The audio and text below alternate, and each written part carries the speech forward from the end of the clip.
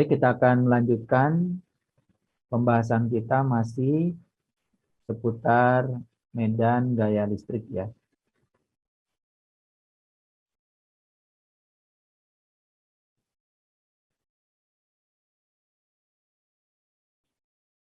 Kita sudah membicarakan beberapa persoalan sebelum ini. Kita sudah memecahkan bagaimana menentukan medan listrik dengan menggunakan hukum Coulomb. Hanya terbatas pada distribusi muatan kontinu yang bentuknya tertentu ya.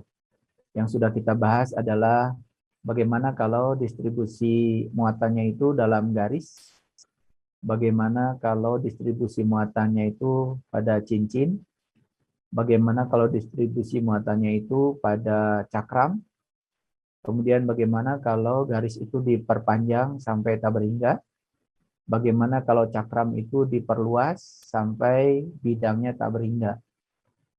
Itu yang sudah kita pecahkan dengan menggunakan hukum Coulomb. Oleh karena itu, saya buat dulu kesimpulan. Jadi kalau kita memiliki sebuah benda bermuatan listrik, jadi kalau ini ada benda bermuatan listrik, ya, benda bermuatan listrik.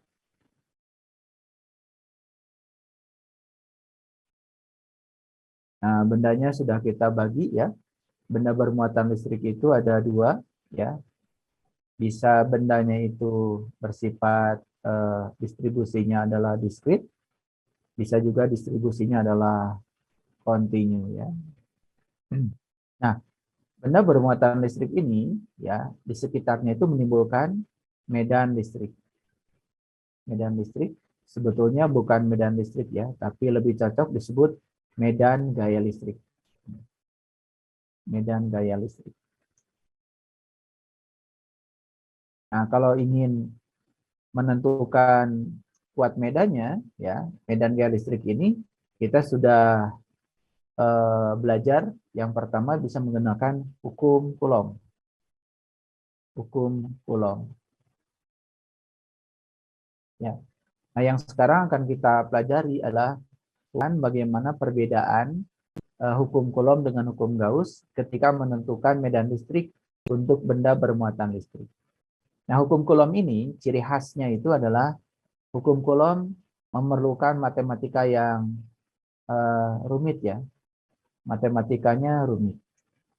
Nah, seperti yang sudah kita jalankan pada pembahasan sebelumnya, kita harus menguasai kalkulus ya. Kita harus menguasai keterampilan bagaimana mengintegralkan sebuah persamaan yang rumit ya. Hukum Gauss ya, itu matematikanya sederhana. Nanti kita akan buktikan. Jadi matematikanya sederhana. Nah, cuman ketika menggunakan hukum Gauss diperlukan kemampuan untuk bisa mengambil simetri antara medan listrik dengan permukaan Gauss. Itu aja di sini ya. Jadi kalau kita sudah bisa menentukan simetri antara medan listrik ya, medan listrik dengan ya permukaan Gauss, maka hukum Gauss ini akan mudah sekali ya untuk diterapkan dalam menentukan medan listrik oleh distribusi muatan listrik pada suatu benda. Jadi simetri medannya harus diperhatikan seperti apa, lalu Anda akan menentukan permukaan Gaussnya seperti apa. Nah, biasanya permukaan Gauss ya yang akan kita ambil itu hanya dua saja. Yang pertama permukaannya bola, yang kedua permukaannya silinder. Oleh karena itu maka Anda di ISMAT belajar koordinat kan ada tiga, ada koordinat kartesian, koordinat silinder, dan koordinat bola. Ya, itu simetri yang paling mudah ya di dalam menentukan persoalan-persoalan yang menyangkut fisika. Nah, itu saya kira pendahuluan dari saya. Selanjutnya kita akan masuk langsung pada hukum Gauss ya. Nah, Anda sudah belajar tentang flux medan listrik ya. Ini kunci utama ya, belajar hukum Gauss. Flux medan listrik yang diberi lambang dengan huruf seperti ini ya, V ya. Dan flux medan listrik itu didefinisikan sebagai ya kuat medan listrik ya di dot dengan luas ya, dengan luas. Nah, ini dua-duanya vektor, medan listrik vektor, luas juga vektor. Nah, kalau berbicara vektor luas, hati-hati ya. Jadi kalau misalkan ini ada suatu bidang, ini bidang, ini ada luas nih, ada luas. Ini ada luas, ini ada luas. Ada luas ya, ada luas. Jadi yang disebut dengan vektor luas itu bukan bidangnya, tetapi vektor yang tegak lurus bidang. Ya, jadi vektor yang tegak lurus bidang ini adalah arah vektor luas. Jadi vektor luas itu adalah vektor yang tegak lurus bidang. Sering disebut dengan vektor normal bidang. Ya, vektor normal bidang. Jadi sekali lagi, kalau ini ada bidang, ada luas, maka arah vektornya itu adalah vektor normal yang tegak lurus bidang. Itu, ya. Perhatikan itu. Jadi ini bisa diurai ya, kalau vektor didot dengan vektor seperti ini, itu hasilnya skalar.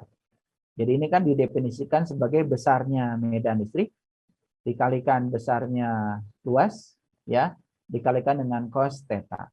Ya, cos theta. Di mana theta itu sudut antara medan listrik dengan vektor normal dari luas. Ulangi. Theta itu adalah sudut antara medan listrik dengan vektor normal dari luas. Makanya ini kadang-kadang ditulis begini. Kadang-kadang ditulis EN, kalau EN itu artinya normal, medan listrik dalam arah normal dikalikan dengan A. Boleh juga ditulis begini, E dikalikan dengan A-nya justru yang normal. Gitu. Ya, jadi ini adalah cara penulisannya. Nah, oleh karena itu maka Anda akan mendapatkan sebuah kesimpulan bahwa flux medan listrik akan mencapai maksimal apabila theta itu sama dengan 0 derajat. Ya, karena ya cos 0 derajat itu kan sama dengan 1. Sedangkan flux akan mencapai minimal atau sama sekali tidak ada ya ketika theta sama dengan 90 derajat. Karena cos 90 derajat kan sama dengan 0. Nah, kalau begitu apa flux itu? Jadi flux itu ya menyatakan banyaknya ya garis gaya medan listrik ya. Jadi banyaknya garis gaya medan listrik itu disebut dengan flux ya. Nah, istilah flux ini akan kita dapatkan juga nanti pada kuliah lain. Misalkan ya, Anda bicara tentang molekul, ada flux molekul. Ya, Anda bicara tentang air, ada flux ya air ya. Jadi flux itu biasanya menyatakan jumlah ya, jumlah sesuatu yang mengalir. Jadi ya flux medan listrik berarti banyaknya garis gaya medan listrik. Nah, dari sini kita akan mendapatkan rumusan medan listrik berarti kan sama dengan flux dibagi dengan luas. Jadi kalau ini adalah banyaknya garis gaya medan ya. Nah, kemudian ini adalah luas. Jadi ya banyaknya garis gaya medan listrik dibagi luas itu yang disebut dengan kerapatan. Kerapatan. Ya. Nah, oleh karena itu maka medan listrik itu sebetulnya dikaitkan dengan kerapatan garis gaya. Ya. Nah, kalau berbicara kerapatan, bisa rapat sekali, bisa juga renggang. Jadi rapat renggangnya ya garis gaya medan itulah menyatakan medan listrik.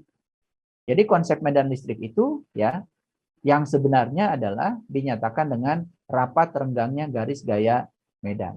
Ya, kalau saya berbicara kerapatan ya di belakang kerapatan pasti ada kerenggangan. Rapat renggangnya garis gaya medan itu yang disebut dengan medan listrik. Ya, itu.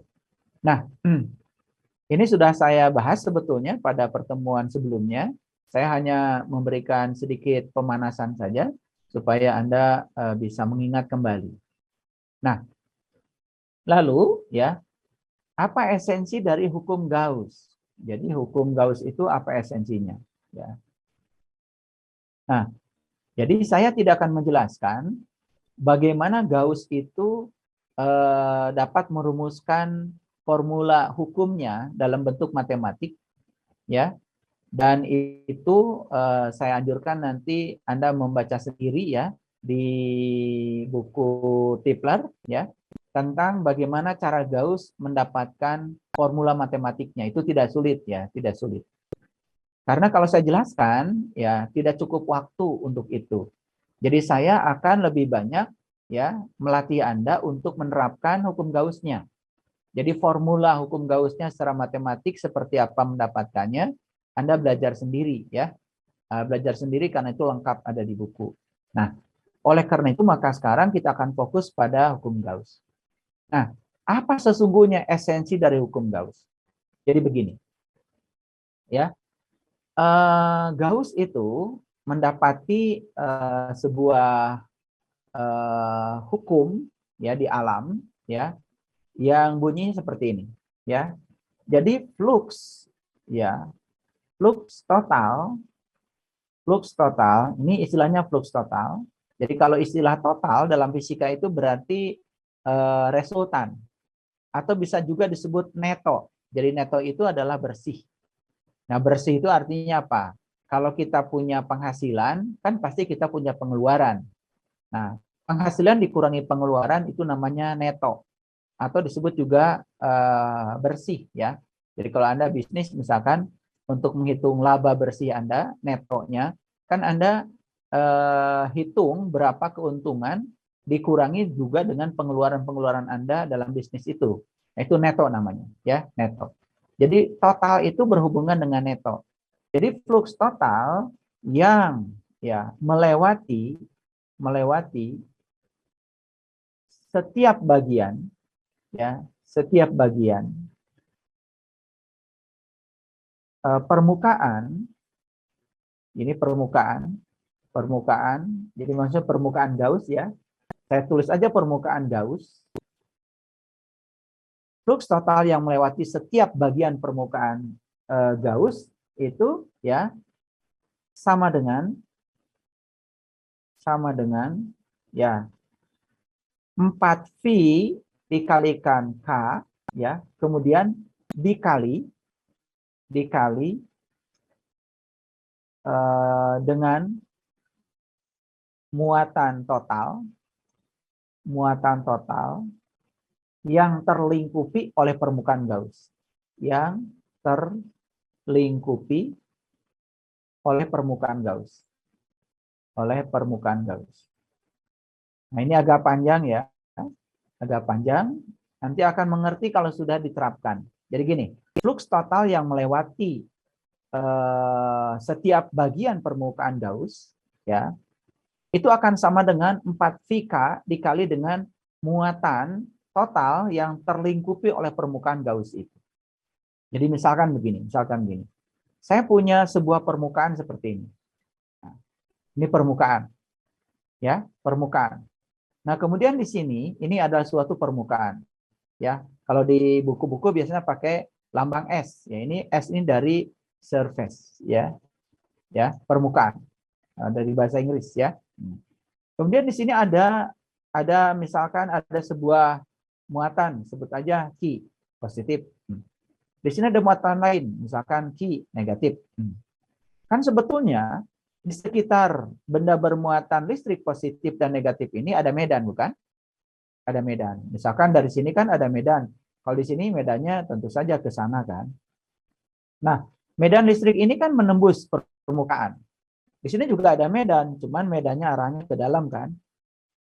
Begitu kan? Nah, kalau digambarkan di sepanjang permukaan ini ada medan-medan yang menembus permukaan. Nah, jadi total garis gaya medan atau netonya yang menembus permukaan, itu neto itu ada yang keluar, ada yang masuk kan, seperti ini. Ada yang keluar, ada yang masuk. Nah, netonya ya garis gaya medan netonya itu sama dengan ya integral permukaan. Nah, kalau saya nulis begini itu namanya integral permukaan. Kalau integralnya begini saja itu namanya integral garis. Tapi kalau begini namanya integral permukaan. Ada juga yang menulis seperti ini, dua integralnya. Ya, itu nggak apa-apa. Yang penting Anda harus mengerti. Bisa integralnya lipat dua, pakai begini, ya, pakai lingkaran. Bisa juga integralnya satu saja tapi pakai permukaan, tergantung perjanjian. Nah, ada yang menulis begini. Kalau menulis begini namanya integral garis. Kalau yang begini itu namanya integral luas. Kalau begini namanya integral permukaan. Nah, itu istilah saja ya. Nggak apa-apa menulisnya begini, tapi di sini pakai S. Jadi S itu adalah surface. Yang dimaksud adalah integralnya permukaan. Nah, permukaan itu seperti permukaan bola, itu permukaan. Ya, itu sama dengan ya en tadi ya dikalikan dengan dA. Ini dari definisi Pluk itu sama dengan ya 4pi dikalikan K dikalikan dengan Q. Nah, yang dilingkupi oleh permukaan Gauss. Saya sebut aja Q dalam. Nah, inilah sebetulnya formula matematik dari hukum Gauss. Ya. Jadi flux neto itu artinya jumlah garis gaya bersih itu yang menembus baik keluar maupun ke dalam. Bersihnya itu adalah integral permukaan dari ENDA dikalikan 4 VK kalikan Q dalam. Jadi Q dalam itu adalah Q yang dilingkupi oleh permukaan Gauss. Jadi kalau di sini kan yang dilingkupi permukaan Gauss ada dua. Ada Q ini, ada Q ini. Jadi ini adalah jumlahnya. Ya, itu. Nah, jadi Gauss itu sebetulnya membuat hubungan antara ya muatan yang dilingkupi oleh suatu permukaan dengan jumlah garis gaya yang menembus suatu permukaan. Nah, kalau ini disederhanakan, maka akan jadi begini ya. Flux neto atau flux total itu sama dengan integral permukaan ya S En dikalikan dA.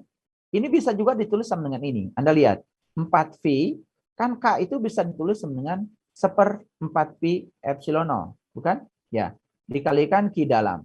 Ya, Q dalam. Nah, ini kan bisa dicoret ini, ya. Makanya bisa juga ditulis Q dalam, ya, dibagi dengan epsilon 0. Ini pernyataan lain dari hukum Gauss. Jadi boleh Anda tulis seperti ini, ya. Boleh juga ditulis seperti ini, ya. Jadi flux neto, ya, flux bersih atau jumlah garis gaya yang menembus ya permukaan baik keluar maupun masuk, netonya itu sama dengan ya apa itu Q dalam dibagi dengan epsilon 0. Jadi jumlah garis gaya yang menembus suatu permukaan sebanding dengan Q yang dilingkupi oleh permukaan itu. Ya, itu kira-kira. Nah, nah itulah pernyataan matematik dari hukum Gauss. Dan sekarang kita akan coba ya aplikasikan ya hukum Gauss ini dan coba rasakan oleh Anda perbedaannya dengan hukum Coulomb. Nah, kita lihat saja yang pertama. Yang pertama, ya. Misalnya Anda punya sebuah benda titik. Benda titik bermuatan. Jadi yang dimaksud bermuatan tentu saja bermuatan listrik ya, bukan bermuatan yang lain. Benda titik bermuatan. Kalau Anda punya benda titik bermuatan, menurut Coulomb, ini menurut Coulomb, dari hukum Coulomb. Hukum Coulomb. Ya, Coulomb. Ayo kita ulang lagi.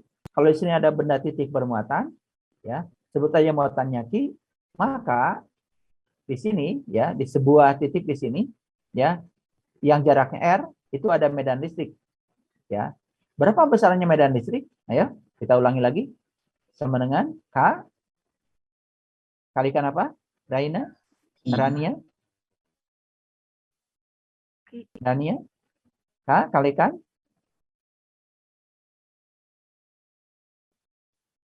Ayo. Melinda? Dikalikan Q, Pak. Q dibagi dengan R kuadrat. R kuadrat R. Itu kan? Itu hukum Coulomb, ya, gitu. Nah, bagaimana menerapkan hukum Gauss? Nah, kalau hukum Gauss, Anda harus mengambil sebuah permukaan. Jadi kalau misalkan di sini ada benda titik bermuatan, nah, Anda harus perhatikan ya. Anda lihat ini, saya bawa bola. Bawa bola. Pandang saja si benda titik itu ada di pusat bola. Perhatikan ya, benda titik ada di pusat bola. Bisa nggak Anda membayangkan bahwa sebetulnya medan listrik akibat benda titik itu menyebar di seluruh permukaan bola. Ngerti, Melinda? Jadi kita bayangkan, ini ada bola, ini adalah permukaan Gauss, permukaan Gauss. Nah, si benda titik ini Bapak letakkan di pusat bola. Kalau si benda titik bermuatan diletakkan di pusat bola, kan sebetulnya ya, kalau ditarik dari pusat bola, itu kan ada garis gaya medan yang menembus permukaan bola. Setuju? Ya kan? Gitu. Nah, oleh karena itu maka untuk benda titik ini, simetri yang paling gampang adalah simetri bola. Jadi Anda bikin saja di sini bola, ya, bola. Nah, seperti itu. Ini bola, bola. Nah, Anda perhatikan, ini bukan lingkaran, ini bola. Karena dia kan sebetulnya menyebarnya itu bukan hanya ke apa itu 2 dimensi, tapi menyebarnya kan tiga dimensi. Ngerti, Fuzi? Fuzi Warisnan? Fuzi? Ngerti, Pak. Ngerti ya?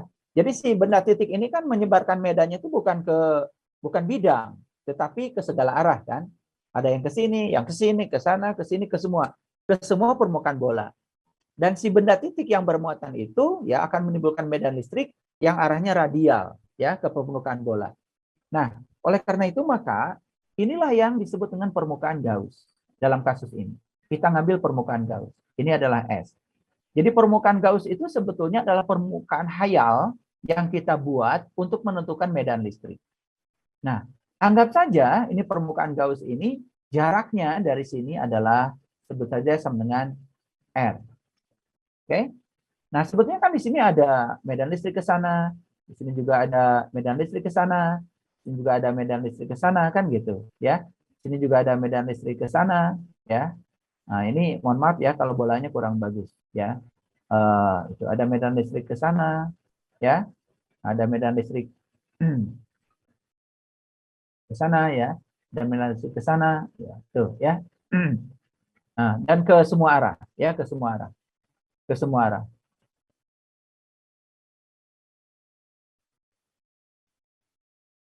Ke semua arah ya.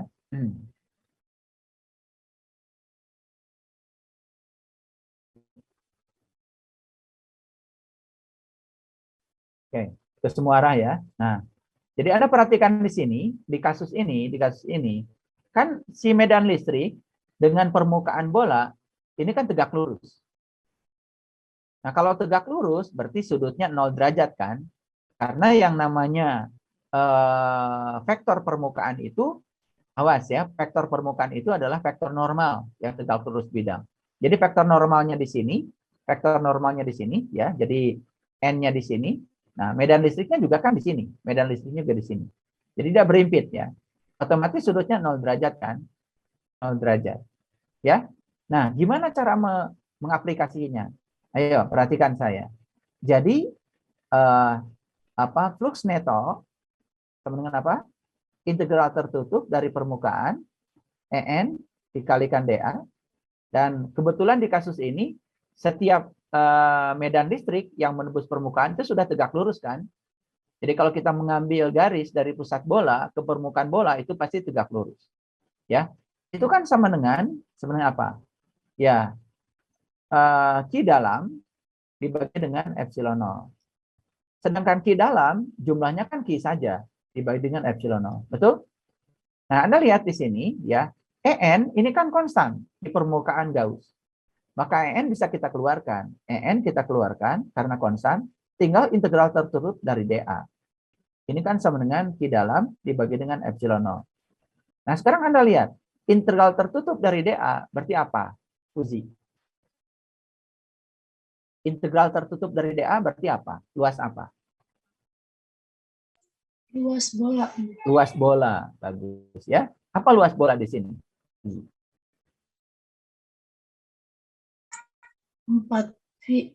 Ya, ingat ya, kalau bola luasnya 4 pi 4 pi. R kuadrat. Ini luasnya. Kalau volume bola 4/3 pi R pangkat 3. Ini volumenya ya. Ya, ini sudah dibuktikan ya di SMA. Jadi Anda tinggal menulis ini EN ya. dikalikan ini ya, 4pi ayo R kuadrat sama dengan kan Q per epsilon 0. Betul?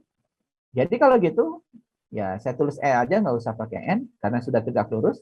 Kan sama dengan apa?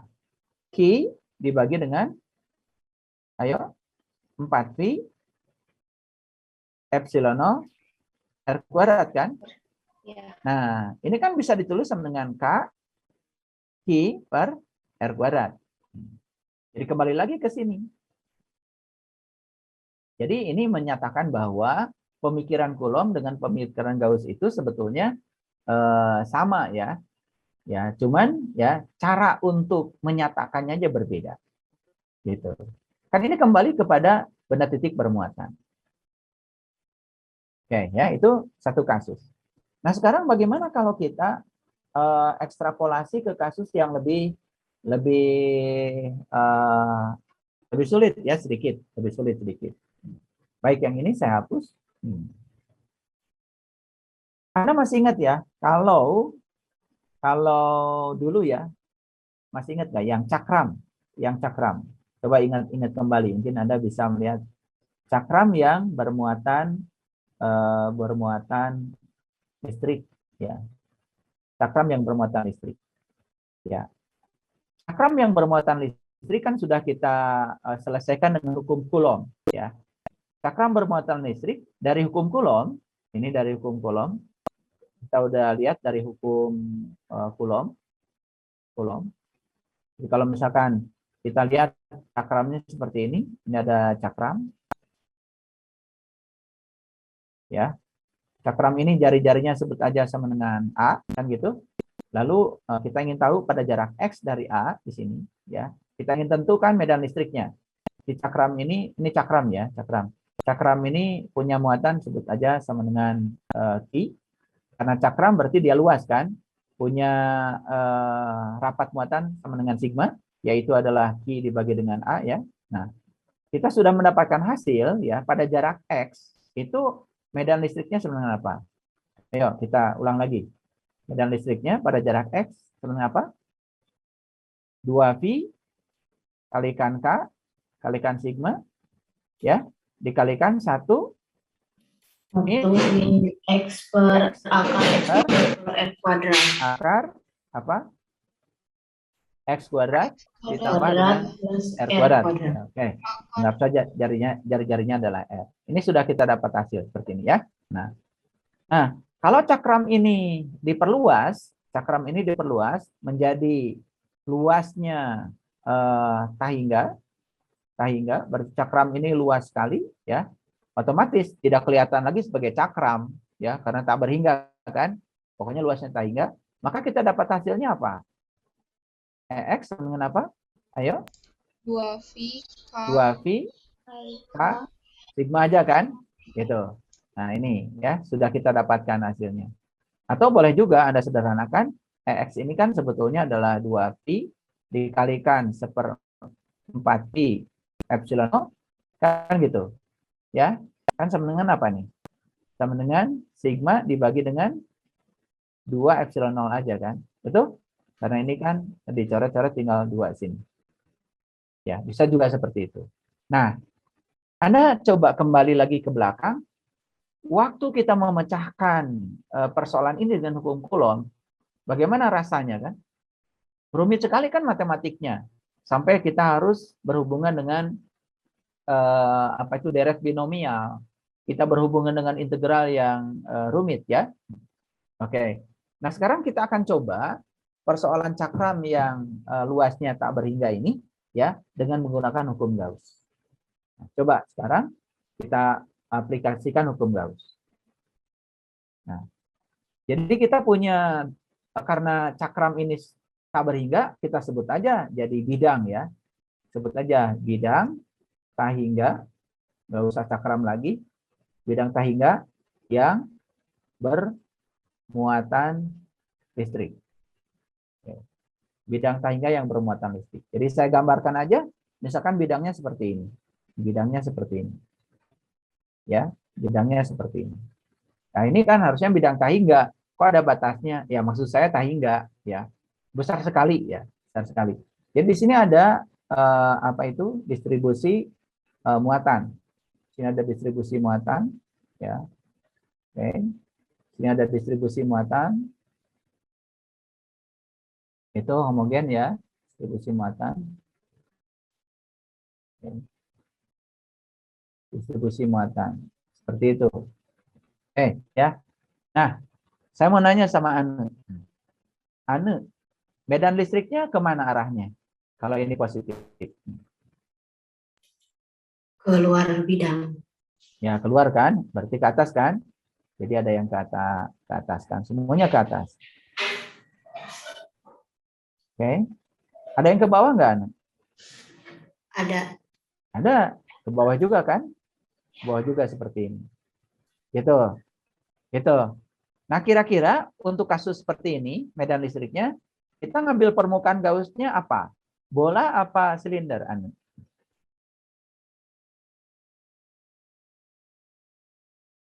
Bola atau silinder? Anu. Silinder. Ya, oke. Silinder, karena silinder kan akan bisa membungkus medan ini dengan rapi. Ya kan? Kalau tadi yang titik itu karena radial, ya medannya itu kita ngambilnya bola. Oke, kita bikin aja permukaan Gauss. Jadi kalau silinder kan gini, silinder itu ada tutup atas, ada selubung kan? Betul? Ada tutup bawah juga kan gitu. Nah, ini selubungnya nyampe ke bawah.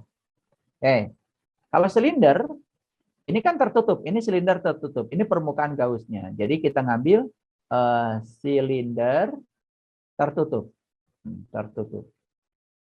Nah, silinder tertutup. Nah, Anda perhatikan, muatan ini kan tersebar banyak. Tapi yang terlingkupi oleh permukaan Gauss, ya sebut aja yang tertutupi cuma G aja muatannya. Sekarang Anda perhatikan. Ini silinder tertutup ya. Kalau kita berpikir tentang silinder tertutup, ya permukaannya kan ada 3. Satu yang ini, betul? Sebut aja ini S1. Satu yang ini, selubungnya, sebut aja S2. Satu yang ini adalah S3. Oke, sekarang mari kita terapkan hukum Gauss. Tulis lagi hukum Gauss. Jadi flux medan listrik yang menembus permukaan itu kan sama dengan integral tertutup dari permukaan EN dA kan sama dengan Q dalam dibagi dengan epsilon 0. Oke, sekarang perhatikan semuanya ya. Perhatikan semuanya. Ini medan listrik ini menembus permukaan mana saja? Eka. Atas dan bawah. S1 ditembus kan? S2 ditembus, tapi S3 ditembus. S1 dan S3 ditembus kan? Ditembus. Kalau S2? Enggak. Tidak ditembus. Tidak ditembus. Nah, berarti kalau begitu, karena S2 tidak ditembus, otomatis ya, yang S2 tidak dipertimbangkan. Tidak dihitung. Jadi integralnya cuma untuk S1 dan S2 saja kan? Betul? Betul. Oke, sekarang kita terapkan sekarang. Jadi ini ya, karena ada 2 permukaan, masing-masing kan luasnya sama. Jadi untuk S1 itu kan ada, untuk S1 kan integralnya adalah integral tertutup S1 EN dA. Ya kan? Hasilnya apa? Kan sama dengan hasilnya E dikalikan dengan A, di mana A itu adalah luas yang ini, ya, A. Luas ini adalah A. Nah, untuk yang ini, untuk yang kedua, untuk yang S3, juga ada integral tertutup S3 kan, yaitu EN dA. Kan ini sama dengan EA juga. Jadi total integral ini, ya, itu sama dengan 2EA kan. Betul. Nah, Q dalamnya adalah Q saja. Ya, Q saja dibagi dengan epsilon 0. Jadi sekarang Anda bisa menghitung berapa medan ya di sini dengan di sini.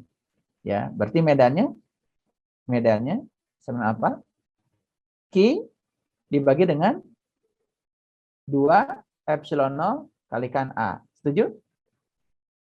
Nah, sekarang Anda lihat, kalau ini adalah luas, maka Anda akan menggunakan sigma. Jadi rapat medannya adalah Q per A kan? Betul ya? Berarti kalau gitu Q saja sama dengan sigma kalikan A. Setuju? Nah, berarti kalau gitu, ini bisa disederhanakan. Jadi E-nya sama dengan apa? Q-nya kan sama dengan sigma kalikan A dibagi dengan 2 epsilon 0 kalikan A. Ini kan A-nya hilang, maka Anda tinggal dapat sigma dibagi dengan 2 epsilon 0. Sama nggak hasilnya dengan yang tadi? Sama ya? Oke, jadi kalau kita punya bidang tahingga yang bermuatan listrik, maka medan listriknya adalah sigma dibagi dengan 2 epsilon 0. Nah, di sini tidak ada faktor jarak. Karena apa? Karena bidangnya tahingga, ya. Bidangnya tahingga. Oke, tidak ada faktor jarak ya. Sekali lagi, hanya bergantung pada kerapatan dan bergantung pada permisivitas listriknya saja. Di sini aspek jarak tidak dicantumkan. Nah, ini kan sama persis dengan yang tadi saya tulis ya, dari hukum Coulomb ya, hukum Coulomb. Jadi sebetulnya ini kalau ditulis lagi kan bisa kembali kepada yang tadi. Oke, saya tulis lagi ya. Jadi kan untuk bidang yang tahingga, E-nya itu sama dengan tadi sigma dibagi dengan 2 epsilon 0. Kan ini kan bisa ditulis oleh Anda menjadi bentuk lain. Karena kan K itu kan sama dengan 1/4 pi epsilon 0. Ini bisa saya tulis jadi gini kan. 1 per ya 2 epsilon 0 kan kalikan 2 pi kan? Setuju? Setuju. Kan? Bisa begini kan? Jadi kan sebetulnya ini bisa ditulis ya 2 pi K itu kan sama dengan 1 per 2 epsilon 0. Sehingga ya 1/2 epsilon 0 ini kalau dimasukkan ke sini, ini kan jadi sigma ya. Sigma dibagi dengan 2 epsilon 0 ya. Ini kan sigma dikalikan 1/2 epsilon 0 itu kan sama dengan sigma dikalikan dengan 2 VK. Betul? Kan ini hasilnya akan sama dengan 2 V K sigma lagi. Persis seperti yang dihasilkan sebelumnya. Jadi sama. Gitu, ya. Nah, ini kan hanya main matematika aja, tapi ini matematikanya sangat mudah ya, tidak sulit. Nah, di sini kita sudah mendapatkan kesimpulan bahwa untuk bidang yang tak berhingga, kita mendapati hasil semacam ini. Nah, misalkan saya punya soal seperti ini. Saya punya soal seperti ini. Kita lihat contoh. Contoh seperti ini, ya. Jadi misalkan saya punya bidang seperti ini. Ini saya sebut aja apa itu sumbu X, ini sumbu Y, ini sebut sumbu Z. Ini ada bidang di sini. Nah, bidangnya di sumbu YZ di sini. Bidangnya satu di situ. Ada bidang lain di sini. Ada bidang lain di sini. Ya, oke. Nah, ini dua bidang. Jadi bidang ini tak terhingga. Bidangnya tak terhingga. Jadi ini adalah kasus dua bidang tak terhingga. Misalkan di sini ya ada distribusi muatan positif, ya. Di sini ada distribusi muatan negatif. Nah, sebut saja si sigma positifnya sama dengan 4 kali apa itu 4 nano coulomb per meter persegi. Yang distribusi negatifnya adalah 4 juga sama, ini positif, ini negatif ya. Nano coulomb per meter persegi. Oke, Anda perhatikan ya, Anda perhatikan. Ini ada bidang, dua bidang, sebut aja jaraknya, jarak ininya adalah 2 meter, 2 meter ya, ya jaraknya di 2 meter. Nah, kemudian Anda disuruh menentukan berapa medan listrik pada X sama dengan, misalnya pada X sama dengan 1,8 meter. Yang kedua, berapa medan listrik pada X sama dengan, sebut aja 5 meter deh. Itu pertanyaannya ini, ya. Oke, mari kita selesaikan persoalan ini. Ini bidang tak berhingga. Awas ya. Bidang tak berhingga. Bidang tak berhingga itu ya, Anda sudah tahu bahwa medan listriknya ini kan?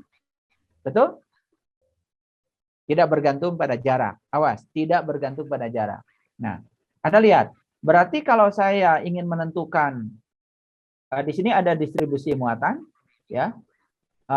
Positif, di sini ada distribusi muatan juga, tapi di sini negatif ya, negatif. Dan besarnya sama. Anda perhatikan sekarang. Pada jarak X 1,8 meter, berarti di mana? Sekitar di sinian kan? Betul? Sebut aja ini titik A. Titik A. Ayo. Di titik A ini ada medan listrik dari mana saja? Putri Andika. Ada medan listrik dari mana saja? Dari yang bidang 1 sama bidang 2-nya, Pak. Oke, dari bidang 1, dari yang positif kemana medannya? Ke kiri apa ke kanan? Ke kanan. Kanan, oke. Jadi medannya ke kanan kan? Sebut aja ini adalah positif lah, gitu ya. Dari yang ini, yang satu lagi kemana arah medannya? Ke kiri.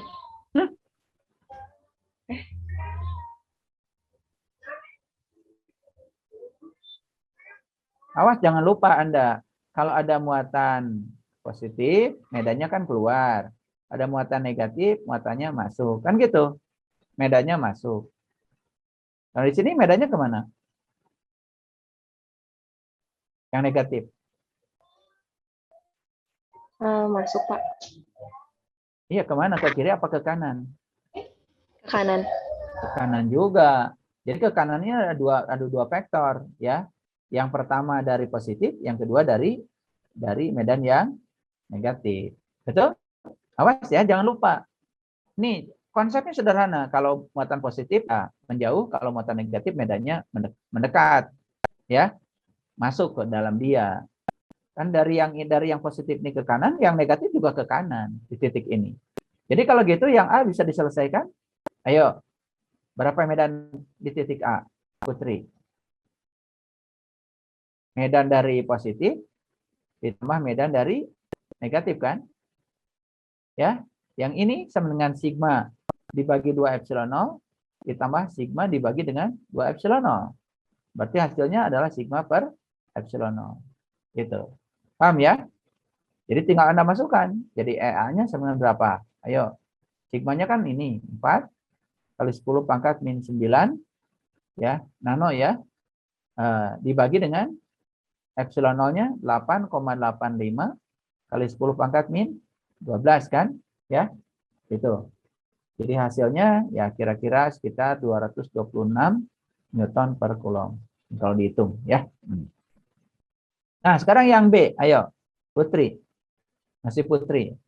Pada jarak X 5 meter. Berarti di mana? Di kiri atau di kanan, Putri? Di kanan, Pak. Di sini ya. Kalau yang ini kan X-nya 1,8 meter. Nah, sekarang ini di sebelah sini kan, anggap aja di sini. Sebutnya di titik B. Ya, ini jaraknya sebut saja sama dengan 5 meter. Berarti di luar kan, di sebelah sini. Ayo. Medan listrik dari distribusi positif kemana? Ke kanan, Pak. Kanan. Ini ada E positif ya. Oke, dari yang negatif? Ke kiri. Nah, baru ini ke kiri. Ini E yang negatif. Gitu. Jadi berapa medan di titik B? Ayo. 0. Ya, oke, dikurangi ini. Kan tidak bergantung pada jarak. Jarak tidak kita hitung ya. Itu sama dengan 0. Gitu, ya. Kalau Anda membaca buku Tipler, penjelasannya panjang sekali ya. Tapi kalau sudah mengerti konsepnya, sebetulnya penjelasannya pendek aja. Nah, itulah ya. Ketika Anda belajar fisika secara konsep, ya, konsep, maka memecahkan persoalan yang manapun tidak akan salah, tidak akan tersesat. Tapi kalau Anda belajar fisika menghafalkan rumus, Anda masuk perguruan tinggi, kemudian menggunakan metode belajar di SMA, menghafalkan rumus, kemudian memasukkan angka-angka ke rumus. Nah, bunuh diri ya, di perguruan tinggi tidak seperti itu. Apalagi Anda ini kan calon guru. Ya, calon guru itu berarti dipersiapkan untuk memiliki pengetahuan yang lebih luas daripada siswa. Jadi kalau guru ya belajar fisikanya hanya menghafalkan rumus, ya itu bukan guru fisika yang bagus ya. Oke. Pak, izin mengkoreksi yang A. Bapak salah perhitungan sepertinya. Yang mana? Yang A itu yang 4 kali 10 pangkat min 9 per 8,85 kali 10 pangkat min 12 itu 451,97, Pak. Oh, hasilnya oke ya, itu nggak apa-apa ya. Ya silakan aja lah ya, silakan aja, ini hasilnya dihitung ya. Ini dibagi ini ya, dihitung aja pakai kalkulator ya. Oke. Jadi ini berapa hasilnya? 452 Newton per coulomb. 452 Newton per coulomb ya. Oke ya, makasih ya. Oke ya. Oke. Pokoknya prinsipnya seperti itu ya. Yang matematikanya kan itu urusan kalkulator ya. Makasih ya, Gilbert. Oke, bisa dilanjut? Bisa dilanjut? Bisa, Pak.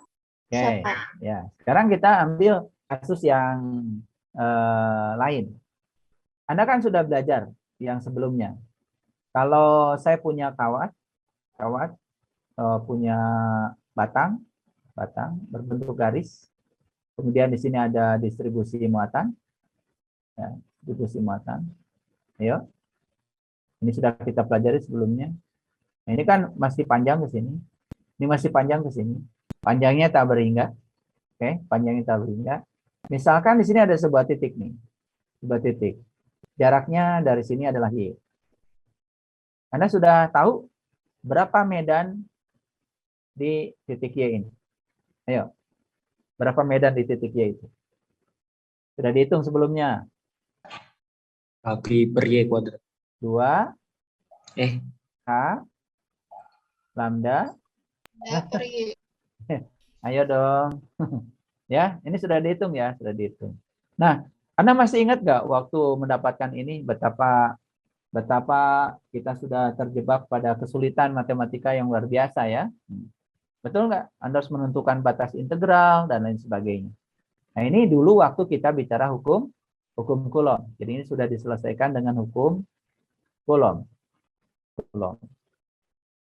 Oke, sekarang kita akan coba terapkan hukum Gauss. Hukum Gauss. Untuk menangani persoalan seperti ini. Ayo, saya gambar lagi ya, Kita akan terapkan hukum Gauss. Jadi di sini berarti di sini ada kawat berbentuk garis ya. Ini ada distribusi muatan ya, homogen, kontinu. Okay. Nah, ini masih panjang ya ke sini ya. Masih panjang ke sini nggak saya gambar.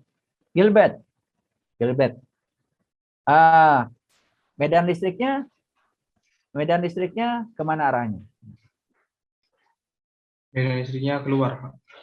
Ya, keluar ya. Ada yang ke atas, betul? Ada yang ke bawah, ya kan? Ada yang ke sini, ke depan. Kan sebetulnya ke semua arah kan? Jadi kalau ini ada yang ke kanan, ada yang ke sini, ada yang ke sana, ada yang ke atas, ada yang ke bawah kan? Betul? Nah, simetrinya apa yang paling gampang di sini? Bola atau silinder? Bola. Dan radial. Silinder, Pak, silinder. Ya memang radial, tapi radialnya itu memanjang. Ya. Di sini ada kan? Ini ada radial memang, tapi radialnya itu memanjang. Gitu. Makanya untuk kasus gini bagusnya adalah silinder. Permukaan Gaussnya ambil silinder. Oke. Ambil silinder. Paham ya? Kalau silinder ini ada S1, ada selubung 2, S2, ini ada selubung 3, S3. Nah, yang dihitung yang diselubung mana, Gilbert? S2 bukan, Pak? S2 saja kan? Ya. Nah, S3 kan? Karena nggak ada ujungnya. Ya, A-nya ke sana, ini A-nya ke sana. Medannya ke sana, itu tegak lurus. Yang S3 juga A-nya kan ke sana. Betul? Ini A1, ini A3. Nah, medannya ke sana kan? Medannya ke sini. Ya, medannya ke sini. Nah, ini kan tegak lurus. 90 derajat, cos 90 derajat 0. Yang ada ini kan yang berimpit medannya dengan vektor norma bidangnya. Jadi kita hanya memperhitungkan yang ini aja. Ayo kita hitung sekarang. Kita tulis lagi flux neto sama dengan integral tertutup dari S EN dA sama dengan Q dalam dibagi dengan epsilon 0 kan? Kembali tulis lagi. Nah, anggap saja yang terlingkupi di sini Q-nya adalah Q, misalkan seperti itu. Ya. Oke. Nah, karena ini berhubungan dengan panjang, berarti kerapatannya kan menggunakan lambda kan? Yaitu Q dibagi dengan L. Sebut saja L ini adalah panjang ini. Panjang ini adalah L. Oke. Panjang permukaan Gauss ya, L itu. Berarti kalau gitu Q saja sama dengan apa? Lambda kalikan L kan? Ayo, Gilbert. E-nya di sini konstan apa tidak? Di permukaan Gauss ini E tetap sama apa tidak? Iya. Sama kan? Berarti E bisa kita keluarkan. Jadi Anda tinggal mengurusi integral tertutup dari dA, itu pun hanya mengurusi yang S2 aja. Karena integral tertutup dari S1 dan S3 kan 0. Berarti sama dengan apa nih? Q dalam dibagi dengan epsilon 0. Nah, integral ini berapa, Gilbert? 2 PRL. Nah, sama dengan keliling kalikan panjang kan? Iya. Luas selubung. Jadi ini kan sama dengan E dikalikan 2V R kalikan L kan? Sama dengan Q dibagi dengan epsilon 0. Berarti berapa E-nya? Q dibagi 2V epsilon 0 L kalikan 1/R kan? Setuju? Setuju. Oke. Nah, yang Anda dapatkan kemarin begini. Ya, kita ubah aja sekarang supaya bentuknya seperti itu. Ya. Nah, Anda tahu bahwa Q itu kan lambda kalikan L. Jadi kita tulis aja sekarang. Q-nya adalah lambda kan gitu. Kalikan L dibagi dengan 2pi epsilon 0 L R kan? Nah, kan L ini hilang dengan L ini. Betul ya? Nah, sedangkan tadi saya sudah hitung kan, kalau K itu kan sebenarnya 1/4 pi epsilon 0 kan gitu. Nah, kalau ini ada dua apa itu? Ada 1/2 berarti kan bisa saya tulis ini kan jadi sama dengan 1/2 pi epsilon 0 kalikan 2 kan? Betul nggak? Berarti kan Anda bisa tahu 1/2 pi epsilon 0 itu sama dengan 2K kan? Oke. Jadi dari sini kan kita tahu 1/2 pi epsilon 0 itu tiada lain adalah 2K kan? Nah, ini kan bisa ditulis jadi E sama dengan ya lambda ya kalikan 2K kan?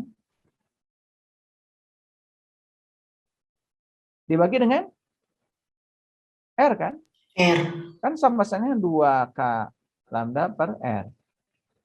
Ya di sini Y, di sini R ya. Ini kebetulan aja ini pakainya R kan. Ini si jari-jari permukaan Gaussnya adalah R. Sama kan hasilnya? Ini sama hasilnya dengan yang atas. Nah ini dari Gauss.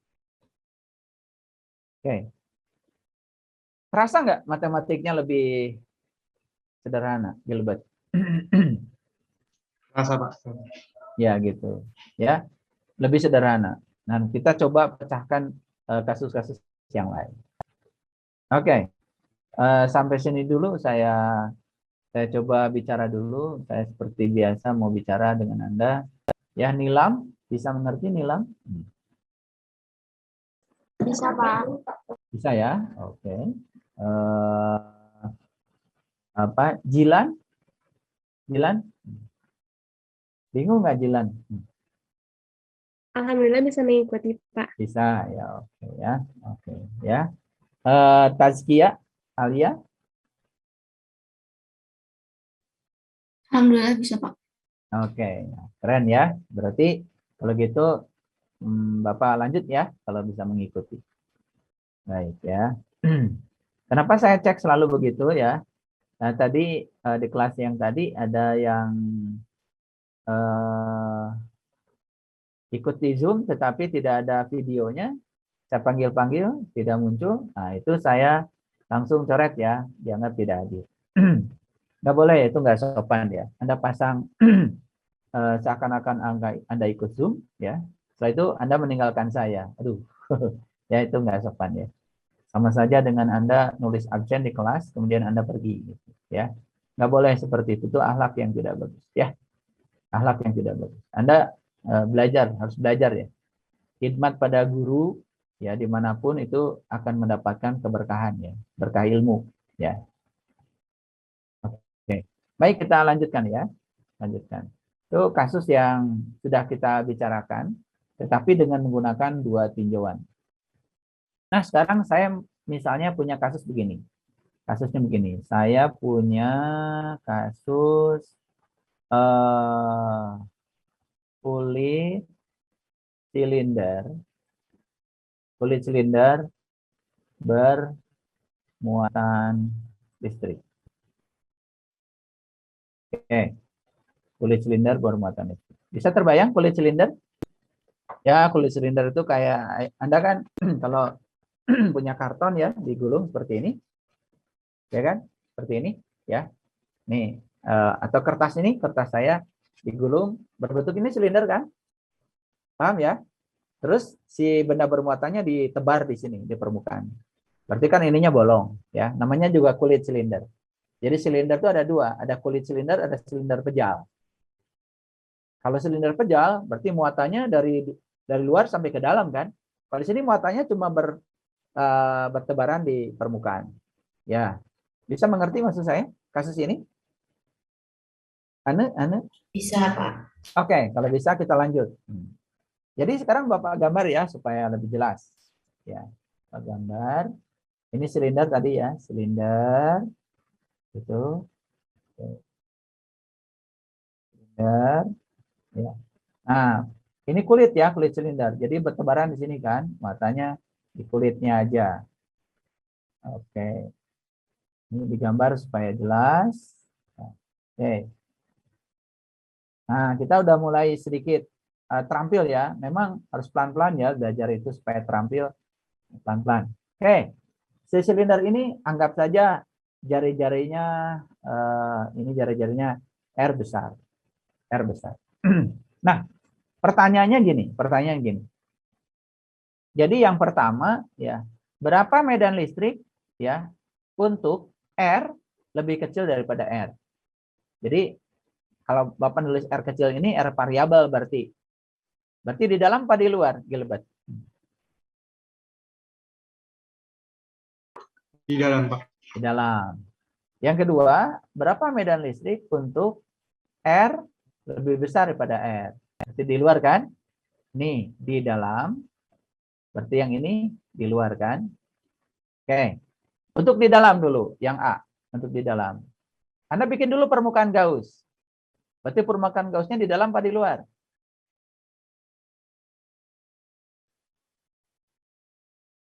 Ayo, Di luar. Kan mau ngitung medannya di dalam. Gimana? Ayo, Tazkia. Permukaan Gaussnya di dalam. Bikin permukaan Gauss. Bentuknya silinder juga kan? Ya, bikin permukaan Gauss. Di dalam.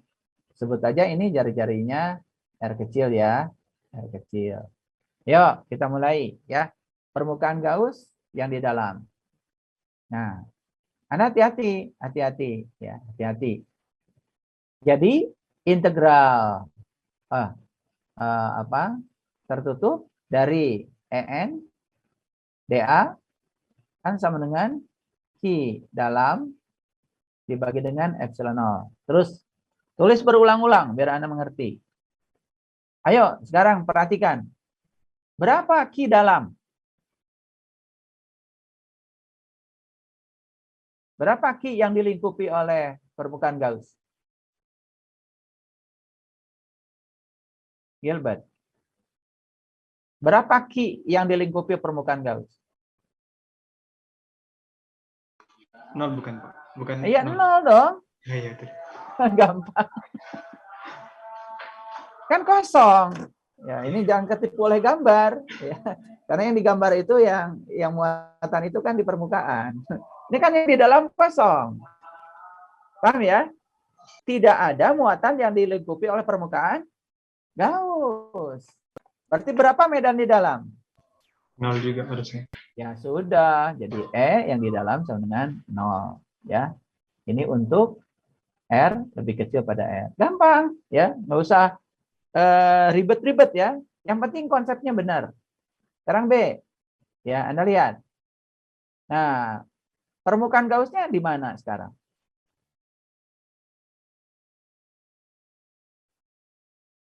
Ayo, Tazkia, permukaan Gaussnya di luar apa di dalam? Di luar, Pak. Di luar. Betul, di sini kan? Bikin aja permukaan Gauss. Ya, bikin permukaan Gauss. Oke.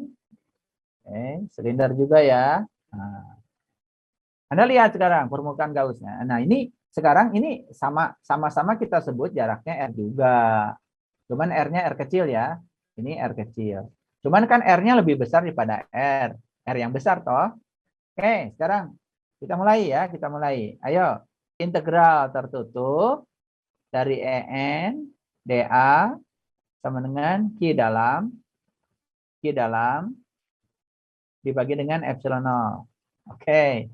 Nah, sekarang Anda di sini harus hati-hati menunjukkan Q dalam. Ya. Q dalam itu kan semua Q yang di sini terlingkupi. Betul? Semua Q yang di sini terlingkupi bukan? Jadi Q dalamnya ya tidak 0 sekarang. Ya, karena semua terlingkupi. Jadi sama dengan apa? Ya, Q saja dibagi dengan epsilon 0. Nah, sekarang Anda tentukan dulu Q-nya. Ayo, berapa Q dalam? Ayo. Lambda L. Oke, pakai sigma dulu dong. Sigma kan ini luas. Q dibagi dengan A. Betul? Berarti Q-nya sama dengan apa? Sigma dikalikan Sigma A. A. Berapa A-nya? A-nya yang mana? Ini 2 yang beneran. termuat. Ya, silinder yang benerannya. Kalau yang ini kan yang luar ini permukaan Gauss. Berarti sama dengan apa? Tazkia.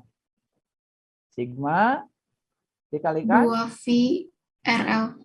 2 V. V R-nya mana? R mana? R kecil, R besar? R kecil. R besar. Berarti nggak ngerti. 2R. R-nya R? R besar dong. Kok R kecil? Kan yang dipakai yang ini. Kalau yang ini kan udah selesai tadi. Permukaan yang ini kan yang mengandung muatan. Awas, Iya, bedakan. Kalau yang di sini itu permukaan Gauss. Tapi kalau menghitung muatan, ingat, yang dipakai adalah permukaan yang sebenarnya. Ya? Oke? Ngerti sekarang? Nah, jadi ini, kalau ini selubung 1, S1, ini selubung 2, S2, ini selubung 3, S3, S yang mana yang dihitung?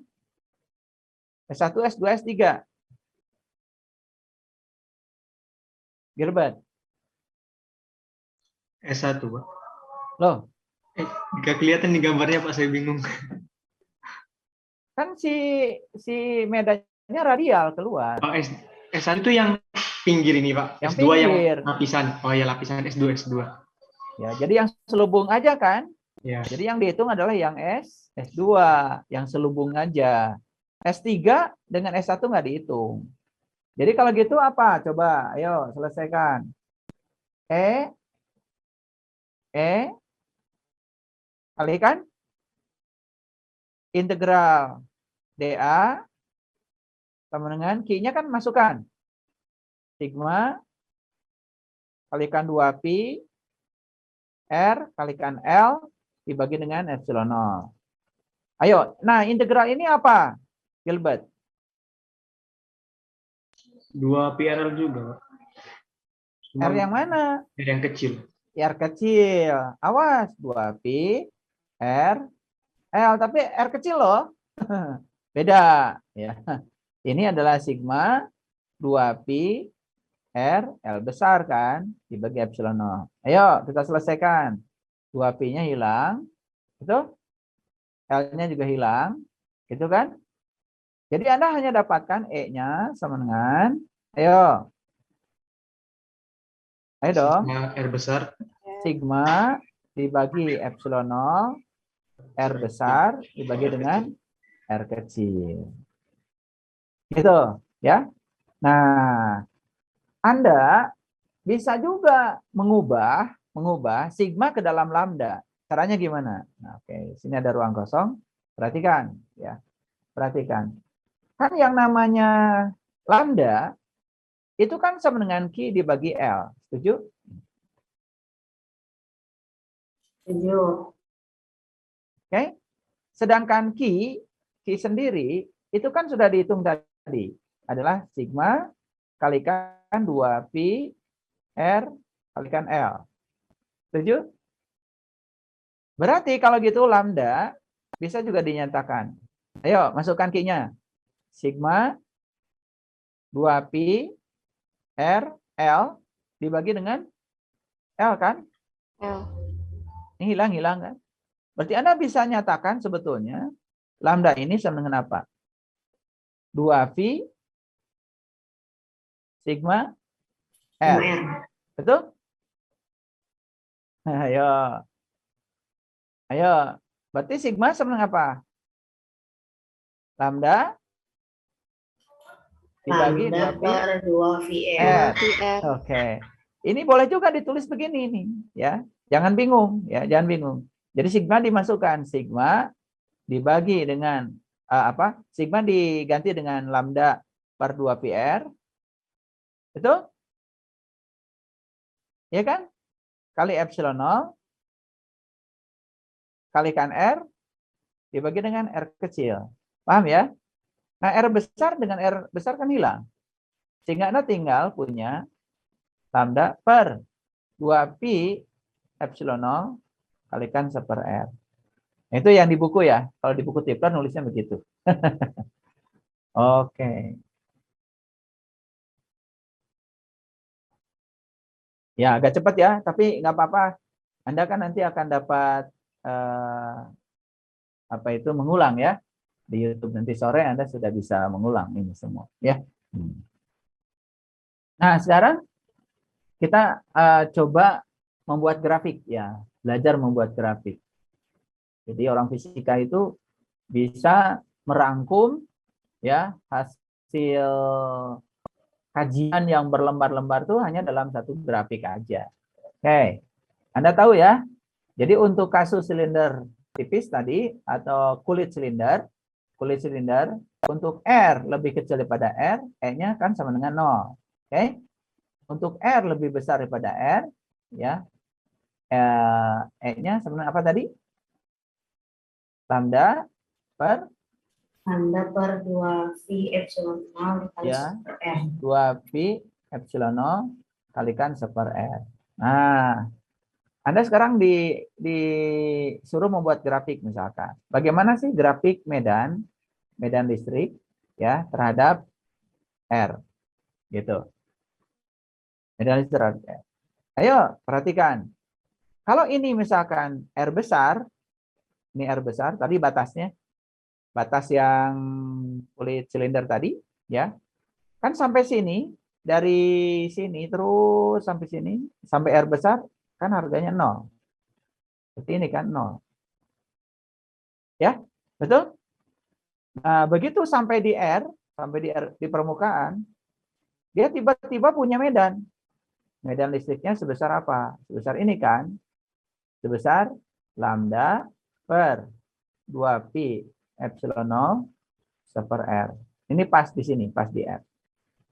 Nah, sekarang kalau R-nya mau besar, R-nya terus membesar, maka akan menyebabkan E akan semakin kecil. Karena kan ini pembagi. Jadi kalau pembagi ini semakin besar, hasil bagi makin kecil. Maka dia akan turun secara asimptotik. Nah, gitu. Terus gitu. Nah, dia akan akan bersentuhan dengan sumbu ini di mana? Ketika R-nya tak berhingga, maka E akan sama dengan 0. Jadi untuk mencapai E sama dengan 0, R-nya harus tak berhingga. Jadi si kulit silinder ini ada muatan. Nah, harga medan listrik yang 0, medan listrik ini akan sama 0 di R yang jauh sekali dari sini. Jadi di tempat yang jaraknya jauh sekali dari sini, ya, itu akan sama 0. Nah, ini yang disebut dengan kurva asimptotis, ya. Ini namanya kurva asimptotis, ya. Jadi apa itu? Dia akan berpotongan, ya, di sumbu E pada R sama dengan tak berhingga, ya. Nah, itu namanya kurva asimptotis. Nah, Anda harus bisa menggambarkan, ya, kurvanya, ya. Walaupun ini kan tidak pakai angka-angka, pakai feeling, ya. Jadi orang fisika tuh feelingnya harus keren, ya, harus bagus, harus kuat. Nah, ini adalah kasus silinder kulit, ya, atau kulit silinder bermuatan. Nah, sekarang bagaimana kalau kasusnya kita ekstrapolasi lagi? Bukan untuk itu, kita kasih yang lebih keren lagi masalahnya sekarang. Bagaimana kalau kasusnya adalah silinder pejal? Nah, pejal bermuatan listrik. Jadi sekarang silindernya bukan kulitnya aja, tapi silinder pejal. Jadi sebetulnya sampai ke dalam-dalamnya bermuatan. Mengerti, Gilbert?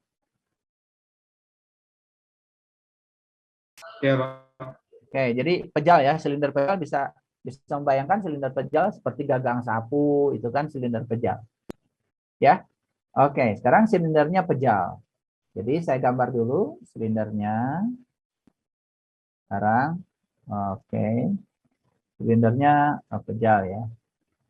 Oke, silindernya pejal. Jadi muatannya tuh sampai ke dalam-dalamnya. Sampai ke dalam-dalamnya. Nggak saya gambar, ya, biar tidak terlalu rumit, ya. Pokoknya bermuatan lah. Dia bermuatan listrik, sebut aja muatan listriknya adalah sebesar I. Oke, sekarang sama kasusnya. Berapa medan listrik, ya? Berapa medan listrik untuk R lebih kecil daripada R? Misalkan si silinder ini sama-sama jari-jarinya R.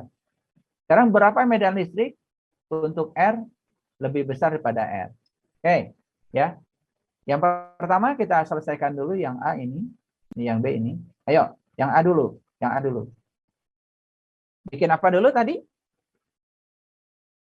Bikin permukaan Gauss di dalam, ya, permukaan Gauss di dalam.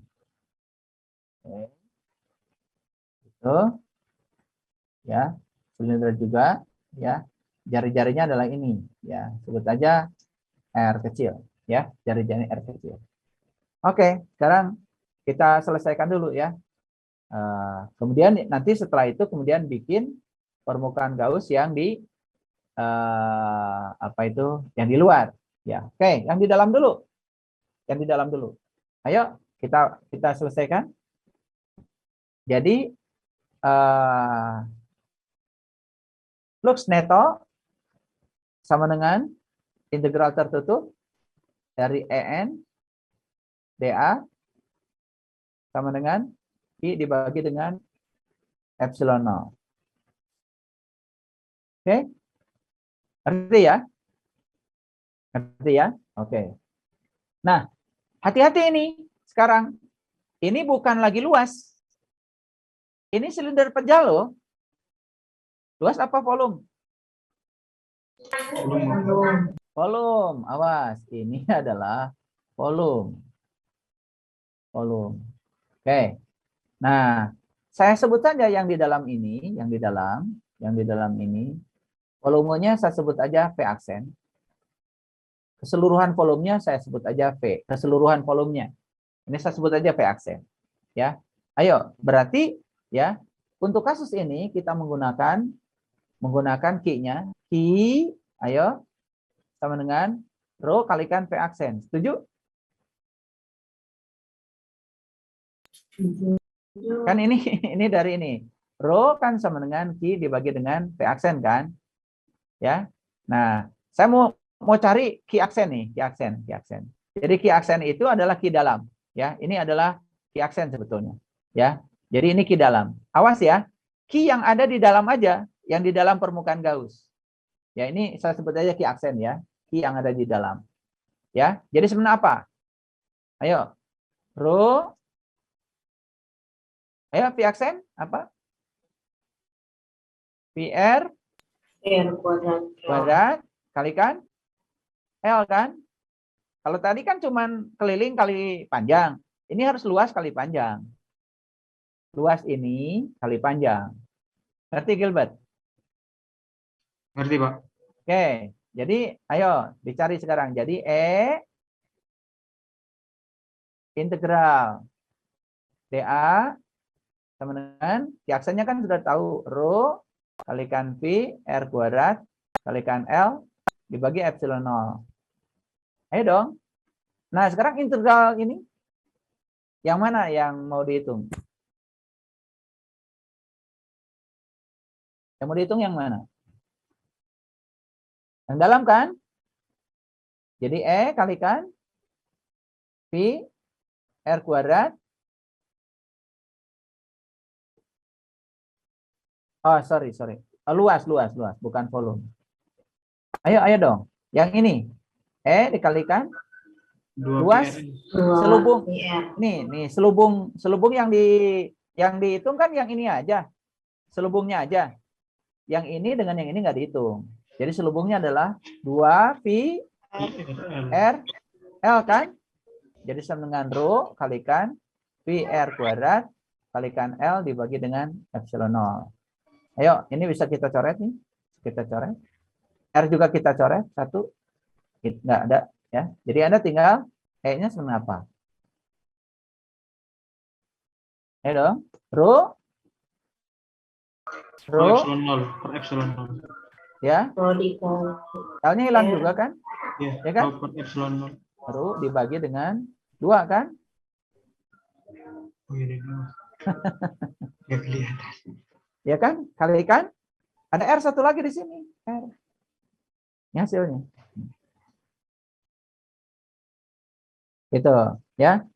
Nah, bisa juga kita mengalihkan si rho ini ke dalam lambda boleh ya. Itu pekerjaan yang kedua ya. Itu. Oke. Nah, sekarang kita hitung ini untuk yang A ya. Sekarang untuk yang B. Untuk yang B. Ini terpaksa harus saya hapus ya karena ruangnya habis. Yang B, oke. B, oke. B, apa? Yang A di, oke. Yang B berarti permukaan Gaussnya. Saya gambar lagi ya. Permukaan Gaussnya kan berarti di luar ya. Bisa kebayang ya? Nggak usah digambar ya. Oke. Permukaan Gaussnya, ayo. Jadi sama apa? Neto sama dengan integral tertutup S EN dA sama dengan Q dibagi dengan epsilon 0. Ini Q dalam ya. Q dalam. Nah, sekarang kan nggak susah ya. Q dalamnya semua masuk kan? Betul? Q dalamnya semuanya masuk ya. Jadi ini kan Q dalamnya masuk. Oke, kita hitung ya. Jadi ini sama aja dengan Q semua dibagi dengan epsilon 0. Nah, Q-nya bisa dihitung kan? Jadi rho sama dengan Q dibagi dengan volume kan? Volume kan? Ya. Nah, volumenya semua silinder pejal ya. Berarti kan saya bisa hitung sekarang Q-nya sama dengan rho kalikan volume. Ayo, Ru, volumenya berapa? PR kuadrat kali Pi R kuadrat. Ya, volume. Pi, R-nya R kecil, R besar. R R besar. kecil. R besar. Ya, semuanya kan terlingkupi kan sekarang. Iya. Ya, pi R kuadrat kalikan L kan. Setuju? Ya. Oke, masukkan sini sekarang. Ya. Ayo masukkan. Jadi integral tertutup dari dA sama dengan ini kan sudah dapat nih. Rho kalikan pi R kuadrat kalikan L dibagi dengan epsilon 0. Oke. Nah, sekarang selesaikan integral ini. Ini adalah untuk permukaan Gauss. Jadi S berapa tadi? S2 kan? S2. Ya, S2. Jadi sama dengan E kalikan 2 PR, betul? Betul. Luas. 2 PR Ya. kalikan L sama dengan rho pi Pi R kuadrat kalikan L dibagi dengan epsilon 0. Oke ya. Jadi sebenarnya apa ini? E-nya sebenarnya apa? Oh, Ini dicoret aja. Ini coret. Coret kan? Betul? Ya. Betul. Jadi rho Rho R ini kuadrat. L-nya hilang. R kuadrat dibagi per 2 epsilon 0 2 epsilon 0 kalikan kali R. kalikan R. R kecil kan? R kecil. Ya. Oke. Nah, kita sudah dapat dua hasil ya. Jadi ya untuk R lebih kecil daripada R, E-nya tadi berapa? Sudah kita dapat tadi ya. Rho. Ya, rho Rho per dibagi 2 epsilon 0 kalikan R. Ya, ini kan persamaan linear nih. Sama aja dengan konstanta kalikan R. Ini kan mirip dengan Y sama dengan 2X lah. Gitu. Nah, untuk R lebih besar daripada R, E-nya berapa? Sama dengan rho R kuadrat per 2 epsilon 0, R. ya kan? Kalikan seper R. Nah, yang ini persamaannya linear kan? Ini mirip seperti Y sama dengan MX lah. Betul kan? Ini pasti garis. Kalau yang ini semakin besar R, semakin kecil E-nya. Jadi gimana grafiknya? Nah, kalau digambarkan grafiknya, ya, ini adalah E, ini adalah R. Ayo ya. Untuk sampai R, ya, berarti kan dia akan lurus dulu, ya, lurus. Nah, misalkan sampai sini, dia akan lurus dulu, dia akan garis lurus. Sorry, ya, ini maksud saya ke sini, ya, ke situ ya. Oke, ini kurang bagus ya, saya kurang luas ya. Oke, saya tulis lagi deh di sini. Jadi, kurang bagus ya. Jadi kan gini, nah gitu. Jadi yang ini E, ini adalah R, ya kan? Nah ini untuk kasus di mana ini R kan, ya kan? Ini persamaan yang ini adalah apa? Apa tadi? Rho per 2 epsilon 0 R kan? Nah ini. Jadi dari ini sampai R. Begitu sampai di sini, dia harganya lain. Harganya kan ini. Harganya adalah rho, ini rho R kuadrat per 2 epsilon 0, itu seper R kan? Per R. Jadi kalau R-nya membesar, dia akan mengecil. Jadi kalau R membesar, maka E akan mengecil kan? Asimptotis lagi kayak gini. Gitu. Sampai tak berhingga. Ya. Ini adalah persamaan rho R kuadrat per 2 epsilon 0 seper R. Gitu. Nah, bagaimana kalau kasusnya sekarang bola?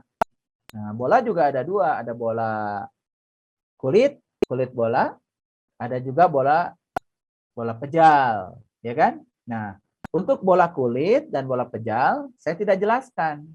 Nah, bagian itu adalah proyek Anda yang harus menyelesaikan sendiri, ya.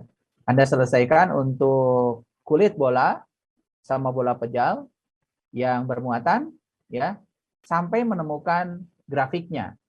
Untuk R kecil lebih kecil dari R besar, untuk R kecil yang lebih besar daripada R besar.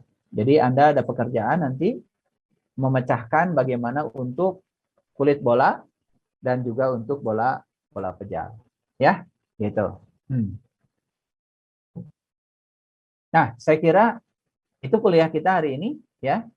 Saya seperti biasa ingin ngecek kembali, ya.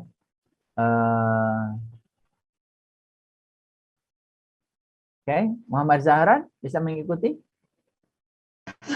Insya Allah bisa. Oke, Nida. Pak, saya Nida. ada pertanyaan, Pak. Ya, boleh.